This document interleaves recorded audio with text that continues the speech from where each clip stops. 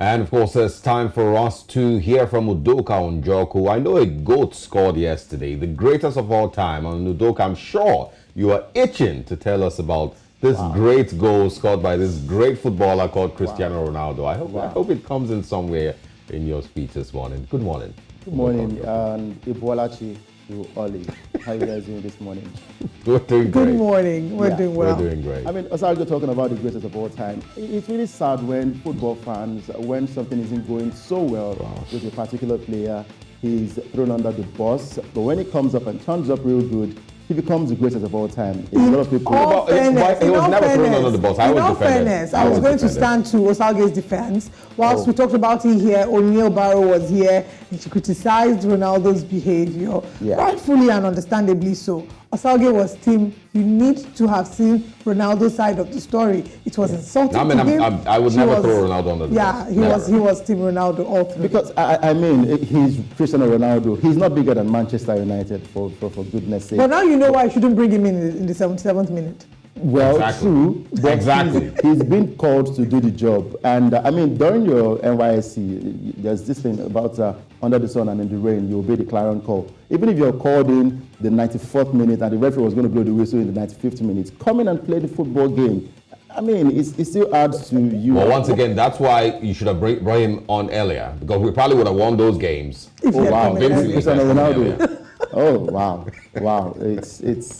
I give up. All right, let's go. Let's talk cricket this morning. All right, let's talk about cricket, and it's about Zimbabwe. They defeated Pakistan by 1 run in the ICC Men's T20 World Cup Super 12 on Thursday. An inspired performance from the Zimbabwean bowlers ensured Pakistan finished on 129-8, chasing 131 to win. It was Zimbabwe's first ever win outside the first round of the Men's T20 World Cup. The result takes Zimbabwe third in Group 2 behind India and South Africa.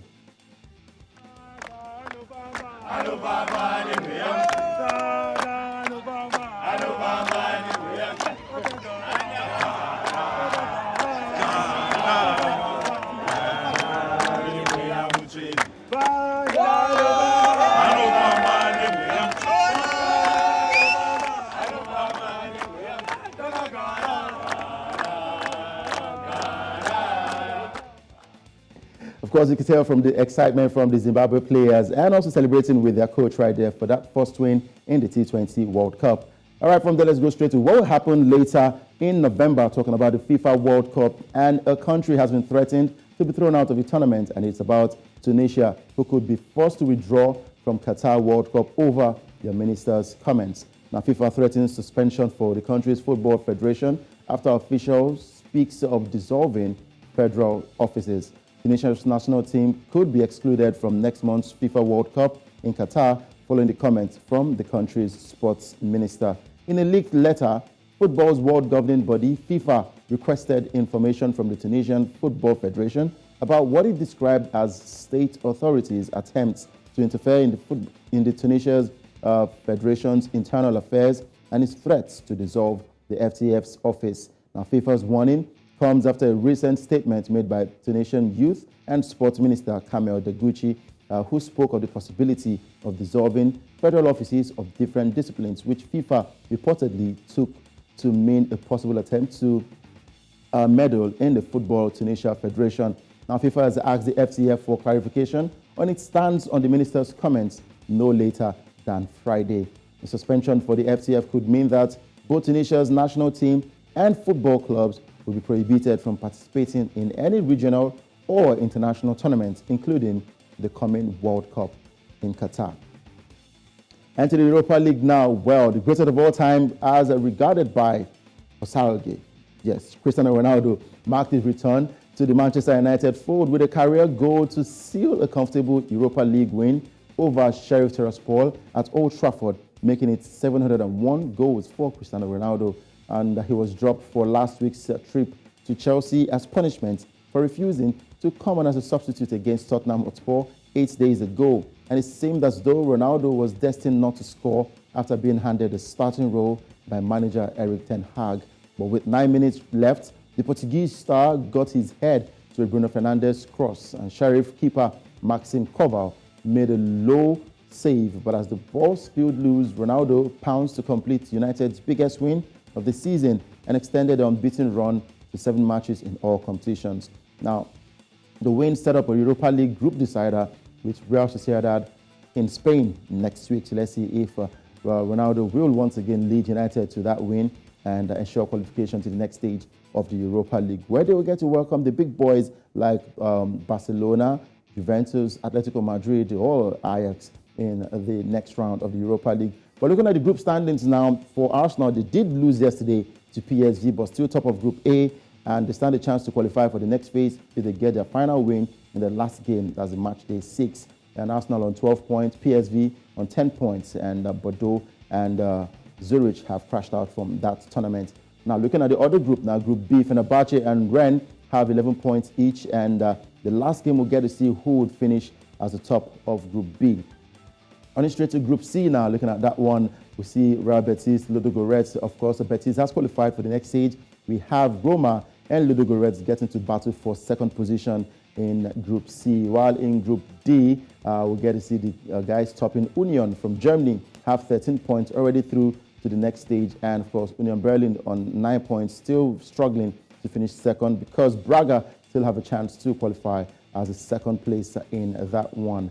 All right, running straight to Group E, Real Sociedad and Manchester United. Well, they've still qualification, but the battle for who will finish top of Group E will be the decider, and that will be Manchester United taking on Real Sociedad. In Group F, because Lazio and Storm. The group is still open because Feyenoord, Midtjylland, Storm, and Lazio have points, just about 3 points between the 4 teams. And if Lazio get to win the last game, they qualify as table toppers. But Group F is still very much open. In Group G, it is Freiburg who has qualified for the next stage, and Karabakh have a chance to seal qualification if they get a final win in their final group game. And Nantes also will get a chance to qualify if they win their last group game and if Karabakh drops points. In Group H, moving on from that one, Ferencváros have 10 points and Monaco have 7 points. Of course, for Ferencváros, they have sealed qualification, but if Monaco gets to win their last game, they just might finish off as table toppers. For Trabzonspor and Red Star Belgrade also have a chance of sealing qualification to the next stage in the Europa League. All right, away from that one, let's talk about Arsenal loanee Pablo Mari. He is currently at Monza, Italy, and he was one of 6 people stabbed in a shopping center in Milan on Thursday. And numerous reports in Italy have claimed that the 46-year-old who stabbed Mari and 5 other people took a knife from the shelves and used it to injure those shopping around him. And in a statement, Arsenal wrote, "Our thoughts are with Pablo and the other victims of this dreadful incident." And Monza CEO Adriano Galliani said Pablo Mari is not in danger as his injuries are not life-threatening, and they hope to see him back with the club soon. And that's a wrap from me, and of course that's a sports update on Breakfast Central. I am Udoka Njoko. Thank you very much. Interesting to see Barcelona joining the Europa League. Yep. Really interesting. Really. Very interesting.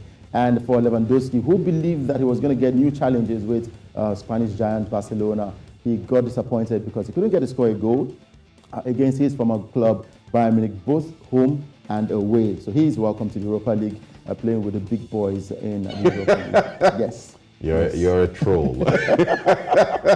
Thank you very much, Udoka. Thank you very much. For stopping by. All right.